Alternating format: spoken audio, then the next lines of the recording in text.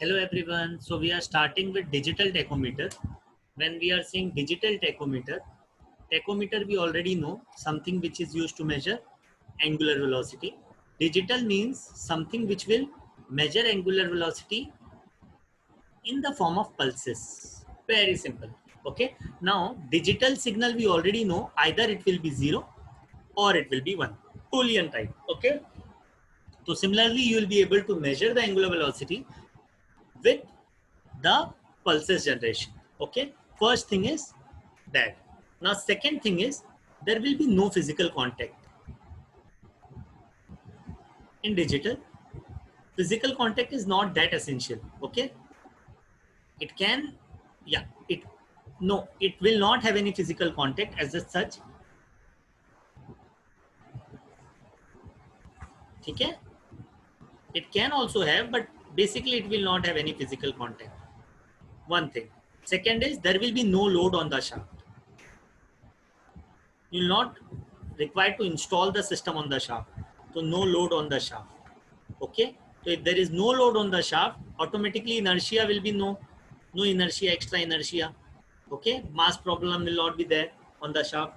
One more thing that I would like to tell you about digital tachometer is it is classified into two types. It can also be used for displacement measurement. Okay. Matlab it can act as a displacement transducer, and basically more often it is used for angular velocity measurement. Okay, so it is also used in tachometer, angular velocity measurement. So if it is measuring linear, because if there is displacement measurement, it is actually related to velocity, because whatever is the derivative of displacement, that will be nothing but velocity. So if there is linear displacement, okay, such kind of tachometer, digital tachometer, first I'll give you another name for digital tachometer. Digital tachometer is also called as digitizers. Okay, so if there is linear displacement, okay, if there is linear displacement, then it is called as linear digitizer. Basic classification. And if there is angular velocity measurement, if it is used for angular velocity measurement, or you can even say angular displacement, okay, if there is angular displacement or it is used for angular velocity measurement, it is called as shaft digitizer. What do we call it as? Shaft digitizer. Just remember the names what I'm telling. Okay, one more thing is the signal will be 0 or the signal will be, you can say, 1.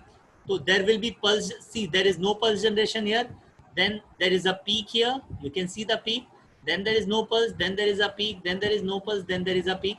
So if you can count these things, okay, if you can count these things, so automatically you will be able to correlate, between the speed of the shaft and the number of pulses that are generated, pulses. Okay, you'll be able to correlate between it, in between that.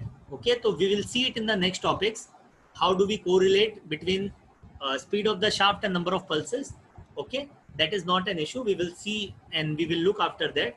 But what is important is there is pulse generation, and this pulse, whatever is generated, is measured by electrical counter. So it is not like it is going to measure some electricity.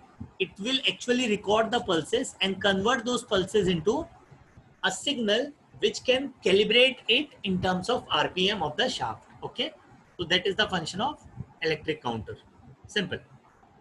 Okay, now I would like to give you two basic types. Classification was like shaft digitizer and linear digitizer.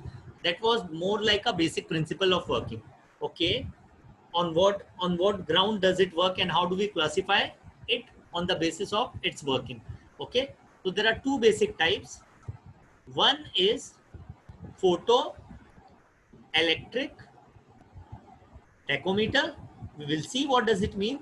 Initially you can understand there is some light. Photo means light, electric means there is some electrical measurement, like you can say the light is measured by some electrical means. Okay, and this is helped to measure the angular velocity. So light is used, and this is actually matlab this light is actually measured by some electrical means which is used to measure the speed of the shaft. Okay, so this is one type, photoelectric tachometer. There is one more type, I'll write it for you. Tooth